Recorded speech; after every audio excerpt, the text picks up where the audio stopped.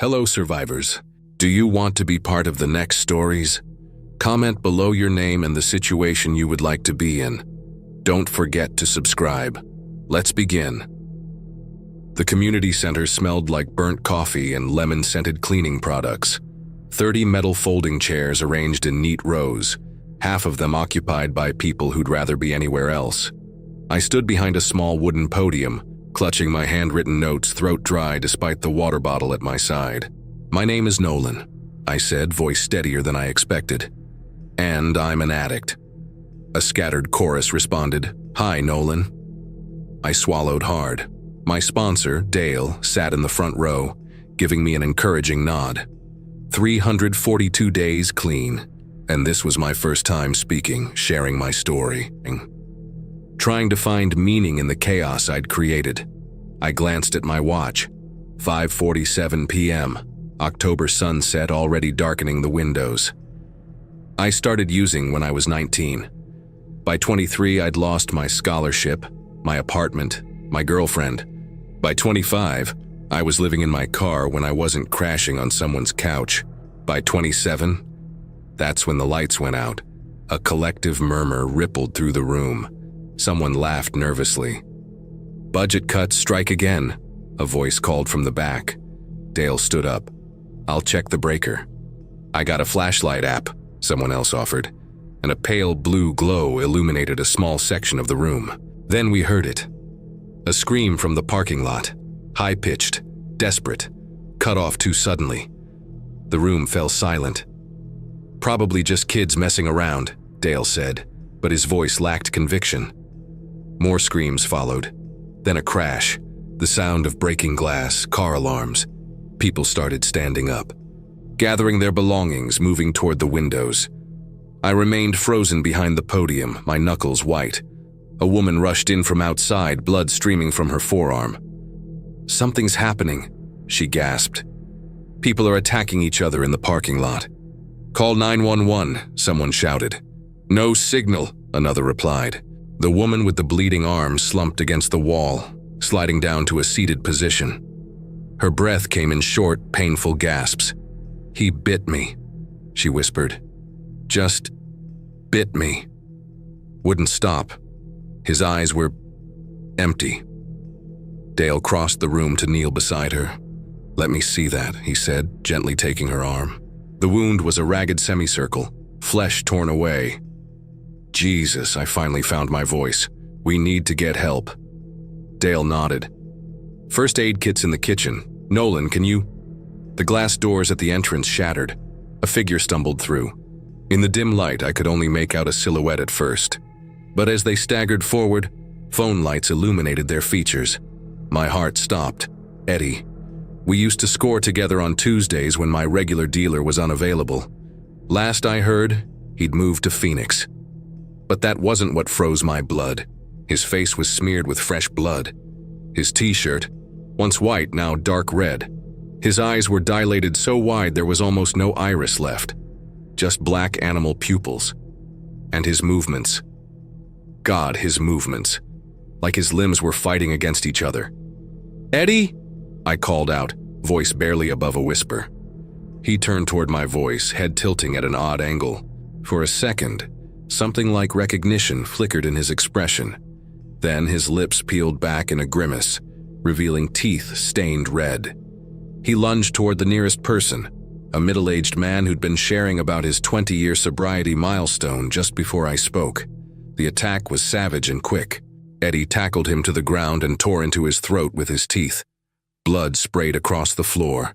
Chaos erupted, screams, overturned chairs, people shoving each other to reach the exit, phone lights bobbing wildly in the darkness. "Nolan!" Dale grabbed my arm. "We need to go, now!" I couldn't move. Couldn't process what I was seeing. Eddie, the guy who once spent 30 minutes explaining his theory that Pink Floyd's entire discography was actually about addiction, was eating someone. The wounded woman by the wall began convulsing. Her back arched unnaturally, limbs twisting and jerking. Then she went still. "She's dead," someone whimpered. Dale tugged my arm harder. "Nolan, snap out of it, we need to move." Two more figures crashed through the broken doors. A man and a woman, both with the same disjointed movements, the same blood-smeared faces. They fell upon the nearest fleeing person, a young woman who'd been sitting quietly in the back row. "The kitchen," I said, finally finding my voice. "There's another way out." We pushed against the tide of panicking people. Some were trying to barricade themselves in the restrooms. Others were simply frozen in terror. The woman who'd been bitten suddenly sat upright. Her eyes were glassy, pupils expanded. Her mouth hung open. She lunged at the nearest person, a young guy who'd been trying to help her minutes earlier. Her teeth sank into his shoulder. "Oh God," I breathed. "It's spreading." The kitchen was empty, its industrial refrigerators humming in the darkness. Emergency exit sign glowing green over the back door. "Wait," Dale said, rummaging through a drawer. He pulled out a large knife. "Just in case." Before I could grab one too, the kitchen door burst open. Eddie stood there, blood dripping from his chin onto his chest. His head cocked to one side, nostrils flaring as if he were scenting the air. Dale stepped in front of me. Knife raised. "Back off." Eddie didn't respond. Then he charged. Dale slashed at him, opening a deep cut across Eddie's chest. Eddie didn't even flinch, just kept coming. Dale stabbed again, this time catching Eddie in the shoulder. The knife stuck there, but Eddie didn't slow. "Run!" Dale shouted, shoving me toward the emergency exit. "Now!" I stumbled toward the door, fumbling with the handle. Behind me, I heard Dale grunt in pain. I turned to see Eddie on top of him, teeth buried in Dale's forearm. "Dale!" I screamed. I grabbed a heavy cast-iron skillet from the industrial stove and swung it with all my strength. It connected with Eddie's head with a sickening crack. He slumped sideways, momentarily stunned. I helped Dale to his feet. Blood streamed from the bite wound on his arm. "We need to go," he said through gritted teeth. "More coming." Sure enough, I could hear the shuffle of approaching footsteps from the main room. The kitchen doorway filled with figures, once people, now something else. Something monstrous. I pushed the emergency exit open, setting off an ear-piercing alarm. Dale and I stumbled out into the alley behind the community center. The cool autumn air hit my sweat-soaked skin like a slap. Sirens wailed in the distance. Multiple directions, all across the city. "My car's around front," Dale said, looking pale.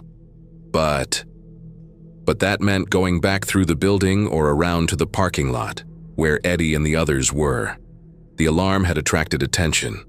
Figures appeared at both ends of the alley, stumbling, lurching, toward us. "Up there," I pointed to a fire escape on the building opposite. "Roof access." We sprinted to the ladder, Dale moving slower than normal, his injured arm clutched to his chest. I climbed first, helping him up behind me. The metal rattled and groaned under our weight, each sound making me wince. We reached the roof just as the first of the infected reached the bottom of the ladder.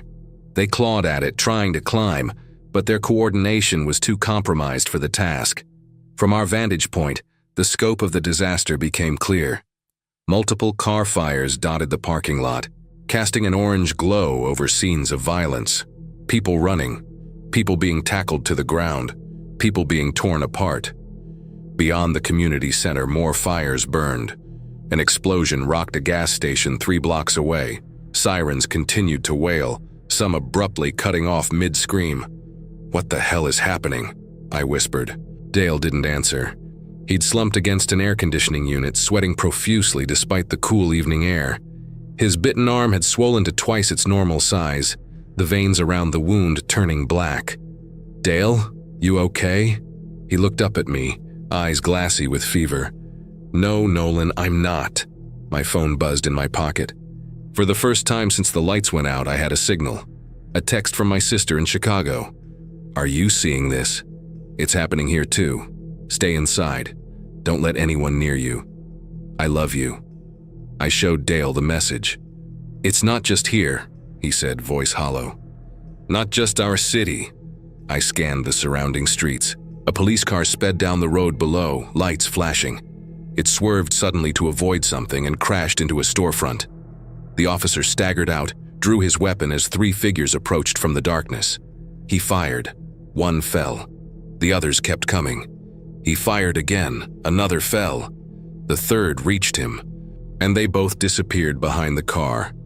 My hands began to tremble, withdrawal symptoms I knew too well. Except I wasn't withdrawing from anything, just afraid. So damn afraid. Dale's breathing had become more labored. His skin, normally tan, had taken on a grayish tinge. Blood oozed from the bite wound. Darker now, almost black. "Listen to me," he said, voice rasping. "You need to get away from me, now." "I'm not leaving you." "Yes, you are." His eyes locked with mine. "I don't know what this is, but I know what's happening to me. I can feel it, like my blood is on fire, like something's taking over. We'll find help. A hospital. Look around, Nolan." He gestured at the chaos below. "There's no help coming, and I'd rather die as myself than become one of those things." I shook my head, unable to process what he was suggesting. "Nolan." He gripped my shoulder with his good hand.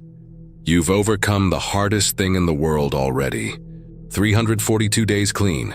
After everything you've been through, that strength, you're going to need it now." His body convulsed suddenly, back arching, a strangled cry escaping his lips. When the spasm passed, he looked at me with renewed urgency. "My brother's place, 1542 Westmore Avenue. Basement apartment. Concrete walls, steel door, go there. Dale, one day at a time, remember? Right now, your job is to survive today. Just today. That's all you need to focus on."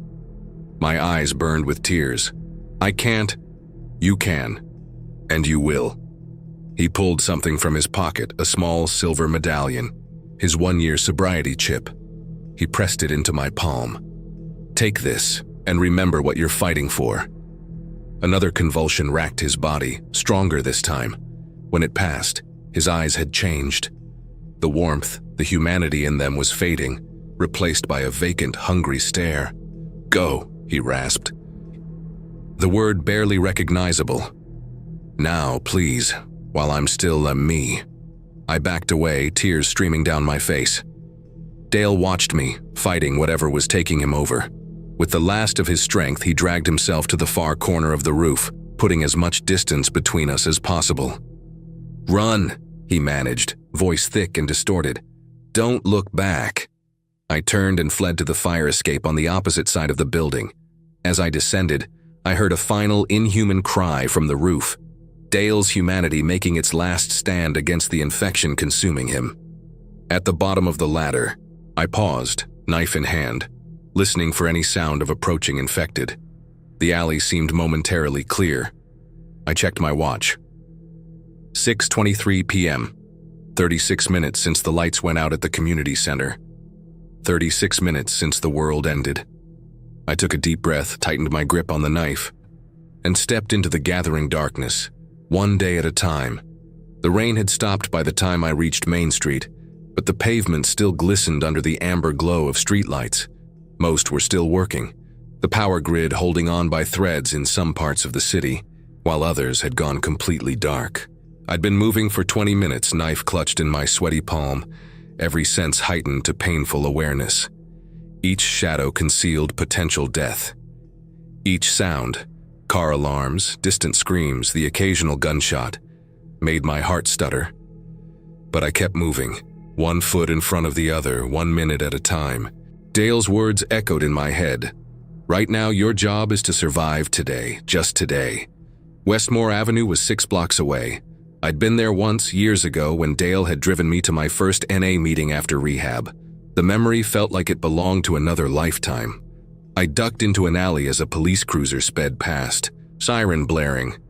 It was chased by 3 of those things, former humans moving with horrible coordination, their limbs working in jarring tandem despite their dead-eyed expressions. They couldn't match the car's speed, but they tried. God, they tried, with a determination that chilled me to the bone.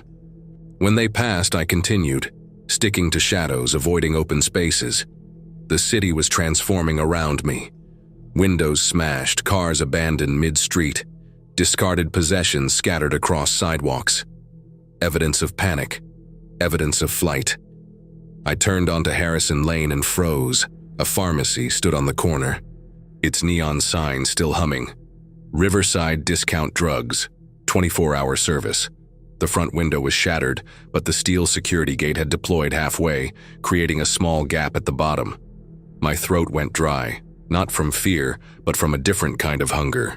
343 days clean. I could almost feel the pills dissolving on my tongue, the warm rush that would follow, the blessed numbness that would push away this nightmare, even if just for a few hours. "Don't," I whispered to myself, clutching Dale's sobriety chip in my palm until the edges bit into my skin. "Don't you dare," but my feet were already moving toward the building. A body lay half in, half out of the gap under the security gate. A middle-aged man in a white pharmacist's coat, now stained crimson around the collar. His legs jutted out onto the sidewalk at an unnatural angle, one shoe missing. His arms were outstretched inside the store, as if he'd been trying to drag himself to safety when the end came. He wasn't moving, but that didn't mean he was truly dead. I approached cautiously, knife raised. Up close, I could see the back of his head was crushed, the skull caved in, dried blood matting what remained of his hair. Whatever had killed him had made sure he wouldn't come back. Small mercies. Getting past him meant touching him.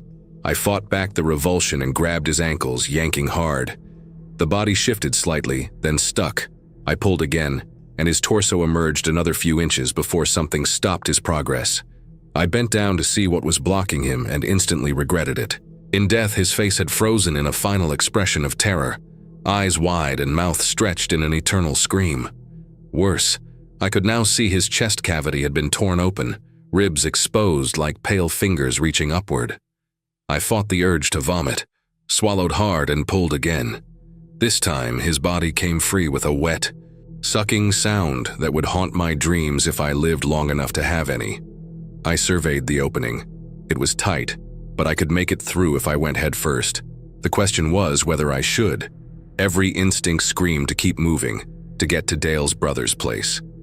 But another voice, the whispering, seductive voice of addiction, suggested I'd need supplies, medicine, something for pain in case I got injured, something to help me sleep when the nightmares came, just in case.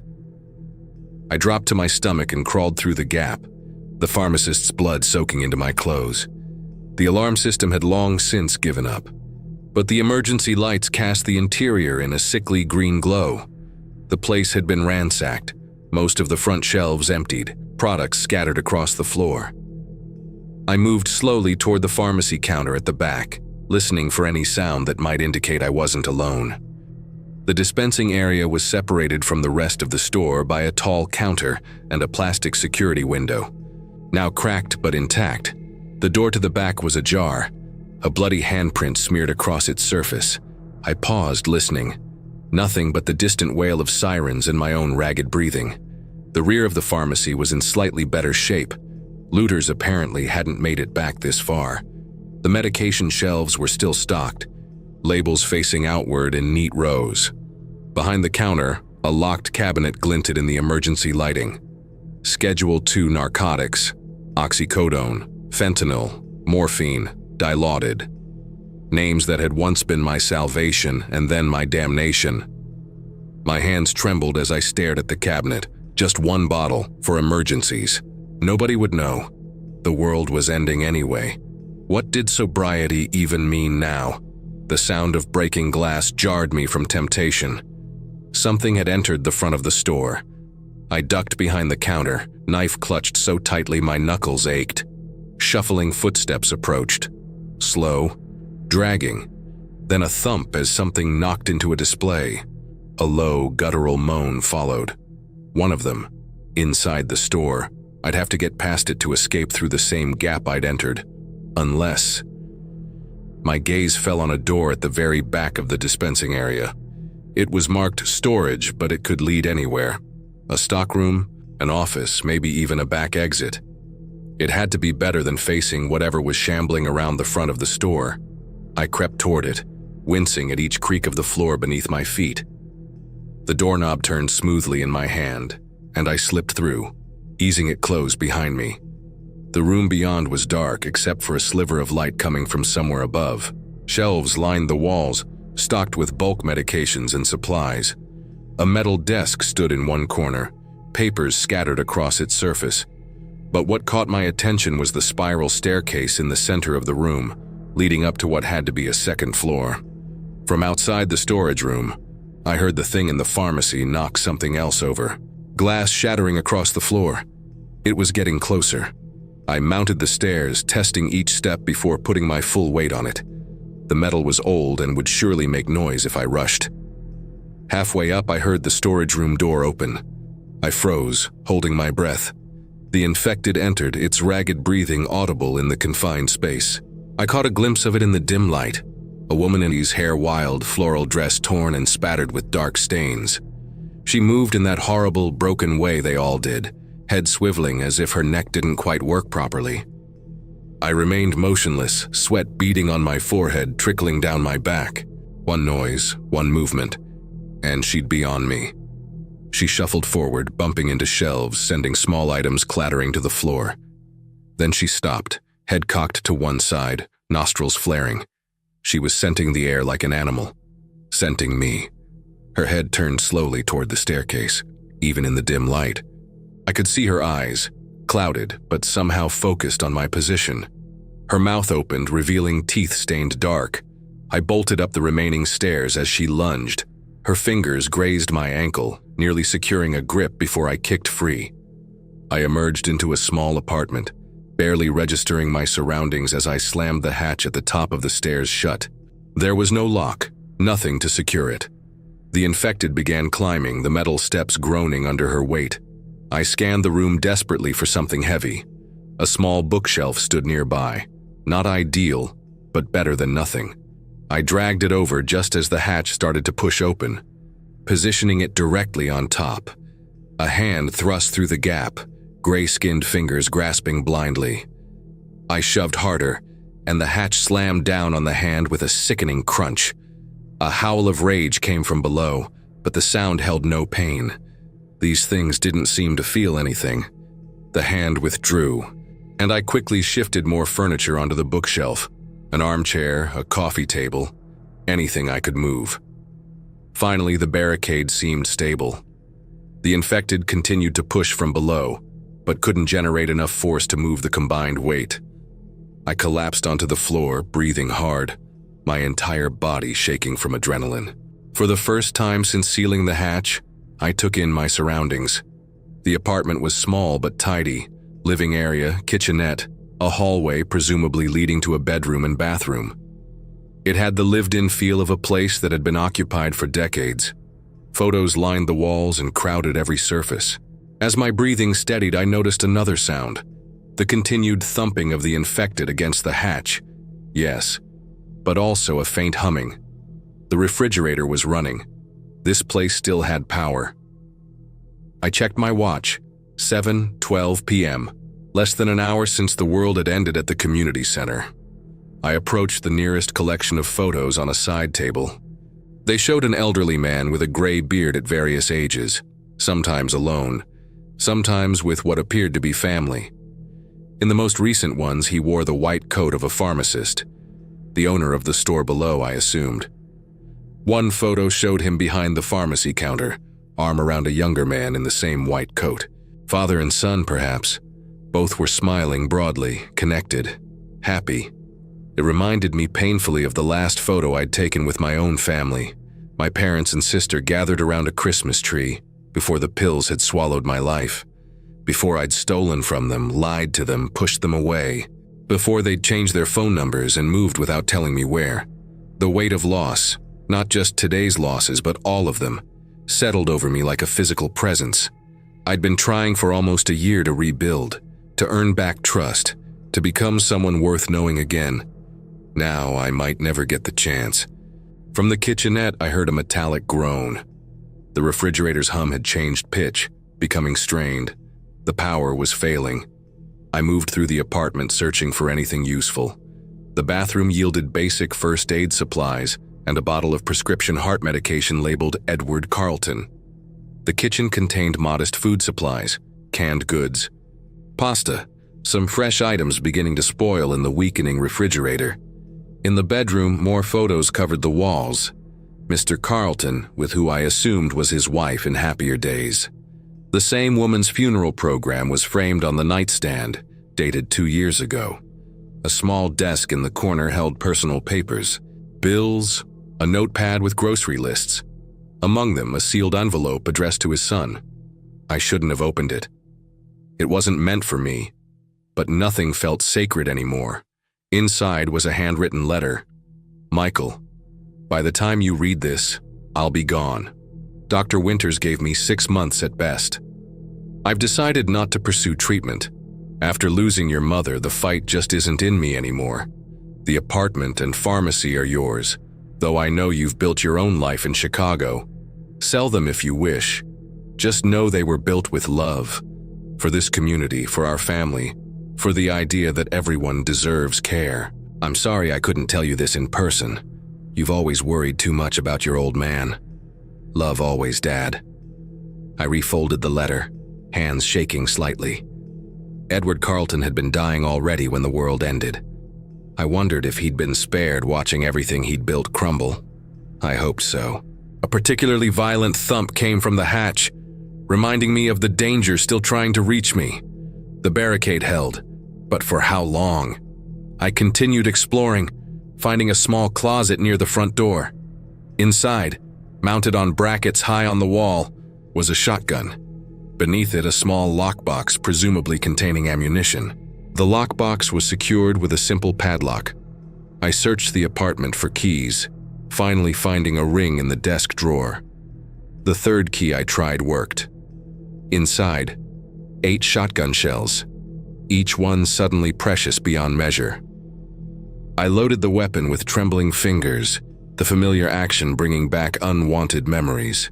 My father had taught me to shoot when I was 12. We'd gone to the range every month until I'd stolen his watch to pay for pills. That was the last time he'd spoken to me. The light fixtures flickered, then died. The refrigerator fell silent. The power had finally given out. I moved to the window overlooking the street. Without electricity, the city had transformed. Blocks of total darkness punctuated by the occasional building running on generators, car fires casting bizarre, shifting shadows. In the distance, what looked like an entire neighborhood burned unchecked. Figures moved in the street below, some clearly infected, staggering with that distinctive gait, others running, trying to escape. A military helicopter thundered overhead, searchlight sweeping across rooftops before continuing toward what I assumed was downtown. My gaze fell on a mini radio on the kitchen counter. I switched it on, unsure if it would work without power. It did. Battery operated. Static at first, then a voice broke through. All residents to evacuate to designated safe zones. Military personnel have secured Boston Public Library, Fenway Park, and TD Garden. If you can safely reach any of these locations, do so immediately. Repeat, military personnel have secured... The transmission cut to static again. I fiddled with the dial, finding another broadcast. Confirmed outbreaks in New York, Philadelphia, and Washington. CDC officials are advising the public to avoid all contact with infected individuals. Symptoms include high fever, aggression, and reanimation after death. The broadcaster's voice cracked on the last words. The president has declared a state of emergency and mobilized the National Guard. Stay in your homes if you cannot reach an evacuation center. I repeat, stay in your... The broadcast dissolved into static. I sank onto the couch, trying to process what I'd heard. This wasn't just our city, it was everywhere. The scale of the disaster was impossible to comprehend. My gaze drifted to the barricaded hatch. The infected below continued to pound against it rhythmically, tirelessly. It wouldn't give up. None of them would. They'd keep coming until they got what they wanted, or until something else caught their attention. The weight of the shotgun across my lap was reassuring, but I had only 8 shells. Not enough if things got bad. And they would get bad. That much was clear. I checked my watch, 8:45 p.m. More than 2 hours had passed since the community center. I'd been awake for nearly 20 hours, having gone to the NA meeting directly after a double shift at the warehouse where I worked.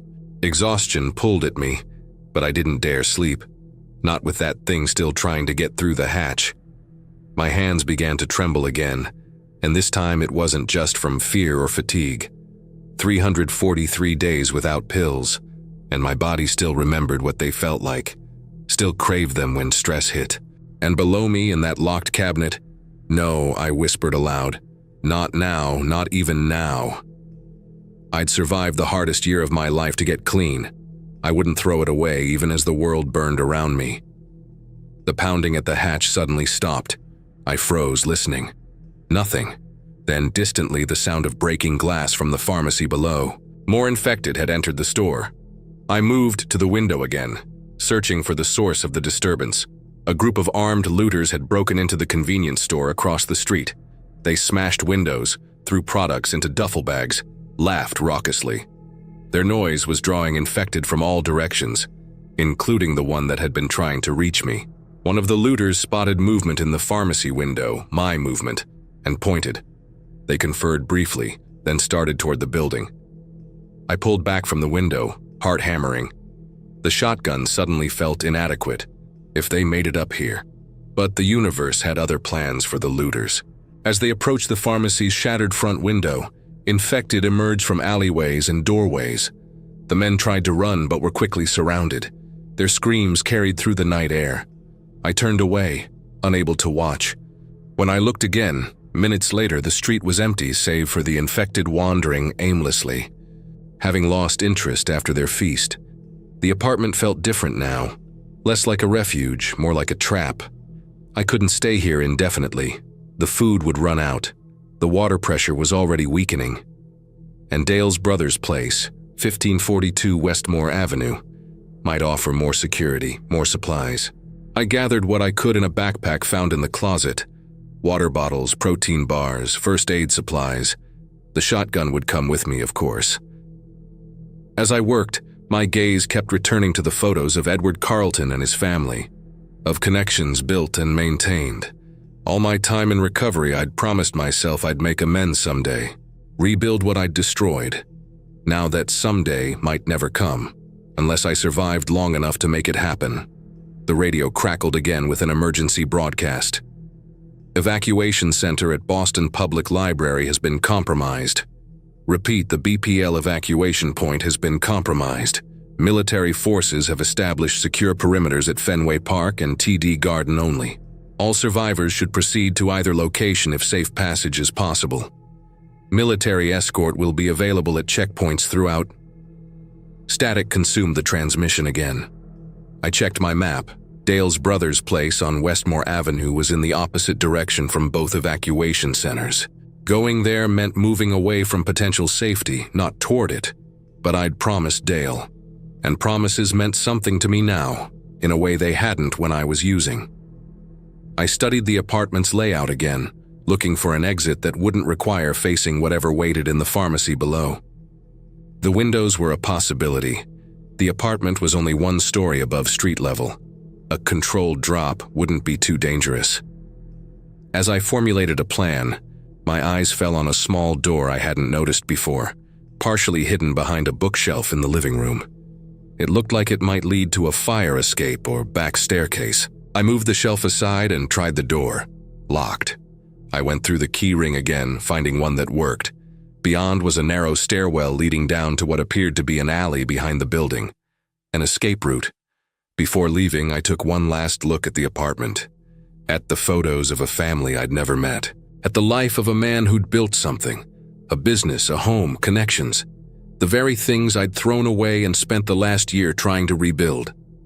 I picked up a frame containing a photo of Edward Carlton and his son standing in front of the pharmacy, arms around each other's shoulders. I removed the photo and tucked it into my pocket. A reminder of what I was fighting for, of what was worth staying sober for. On the kitchen table, I left a note. Mr. Carlton, or Michael, if you return, I'm sorry for taking the shotgun and supplies. Thank you for the shelter when I needed it most. P.S. The woman in the floral dress is trapped below the hatch. Be careful.